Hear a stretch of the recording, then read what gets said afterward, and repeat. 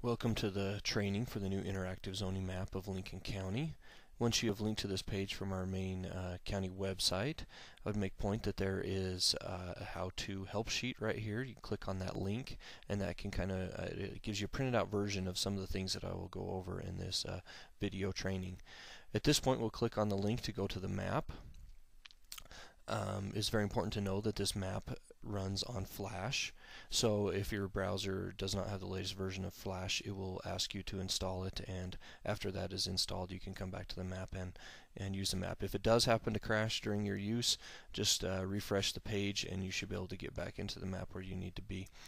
I want to make a point right here on this screen before you hit I agree. It's very important to understand that the aerial photography is for reference purposes only and may in some cases not line up with other GIS data.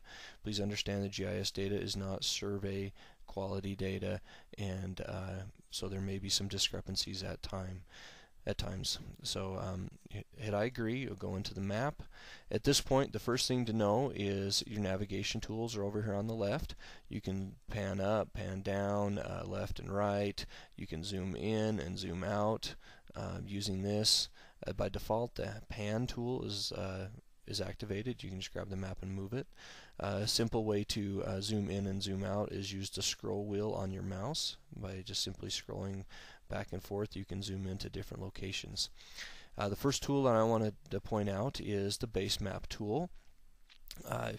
Simply by hovering over it, you get a list of different base maps that you can click on. Each of them will be able to pull up different information that you'll be able to see behind the data. The next tool to look at is the bookmarks tool. It helps a lot with navigation. If you're looking for a certain area, you just click on it and the map will zoom right to it. It's pretty simple to use. One thing to understand with these tools, these windows, is that you can make them bigger, you can make them smaller, you can minimize them, you can drag them around, and you can click back on them to open them again. And so you can shift them wherever you want and make them work however you want so that it works to your benefit. Simply at this point I'm going to click close because I'm where I want to be. Your next tool is the legend tool. This gives a symbology of each of the different layers that are being depicted on the map at this point. You can scroll through those if you wonder what the blue is or the green or any of those things mean. That can tell you what they are. The next tool is the layer list. Now I want to make a point to show that this layer list is very similar to the More button. In fact, they do the exact same thing. The More button is just a convenient way to access this tool. Either way, it's very important to look that if you click on this, if you uncheck this box right here, all the zoning information, everything from the full zoning map is turned off except for your aerial photography or your base map that you have picked. That's not necessarily how you want to turn off different layers. You need to click on the arrow just to the left of it, and that'll give you a list of all the layers that are involved on this map. So if you want to just turn off the zoning layer, you need to click here, and then it leaves all the rest of the data on. This is very similar to the same one over here under the More button. And you can change the layers there also. And they automatically refresh, and everything is available at that point. At this point I'm going to turn on the subdivision layer because that's always a good one to have available when I'm working on this map. The next tool is the Draw and Measure tool. At this point you can draw things on the map if you want to make a point and say depict text or make annotation on your map or whatever it may be. You can do that from here.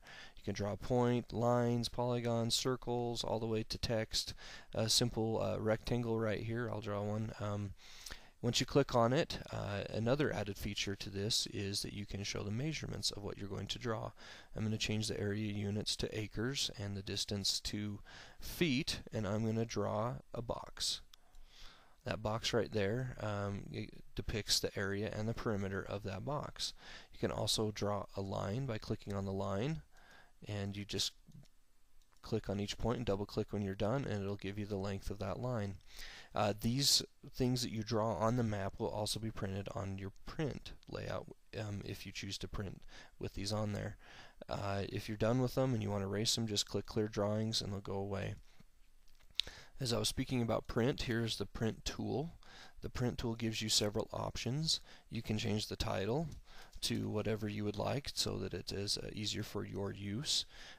By default, the layout will print just the map, but if you'd like to see the legend and a scale and your title on it, click from the letter or tabloid sizes, and I'm going to choose a letter landscape size. The format is typically defaulted to PDF, but you can choose any image size, image file that you would like. You can also print to scale. Say I want to print this to 1 to 12,000. I just type in 12,000 there. At this point, if I click the print button, you'll need to make sure that all your pop-up blocking software is disabled for this site, because it will be a pop-up window that will be displayed. When I hit print, it'll pull up a map very similar to this, and you'll see that your the title is changed, and you have other information in regards to your legend and scale information. We'll close the print tool at this point. The identify tool allows you to identify layers that are visible on the map. So you had to make sure that, like I had to turn on the subdivision layer, I would not be able to identify any subdivision information unless the subdivision layer was activated. So you have the option of selecting by point, which is basically one location, or you can draw a line and select multiple parcels, or a rectangle to do multiple parcels, and also a polygon is the same. At this point, you just click on the map wherever you want to identify. It'll give you a list of the results. I'm going to make the box a little bit bigger so I can see that I'm identifying the section line and also the parcel line. You can see that it also pops up a window, so you can see what you're looking at on a pop-up window also.